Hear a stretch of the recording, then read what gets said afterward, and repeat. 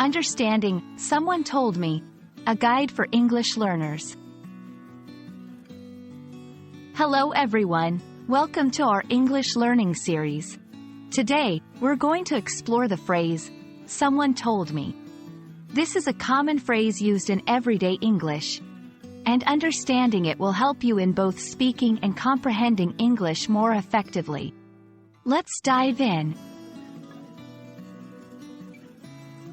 Someone told me is a phrase used when you want to refer to information you received from another person. It's often used when you're not specifying who that person is, either because their identity is not important, or you want to keep it anonymous. For example, someone told me there's a new cafe in town.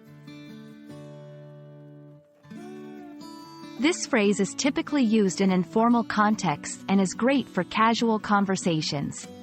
You can use it when sharing news, rumors, or general information.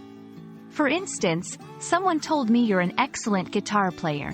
It's a way to share something you've heard without directly attributing it to a specific source.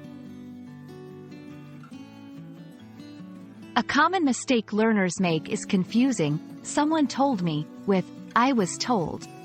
While they can be similar, I was told is more formal and often used in professional or official contexts.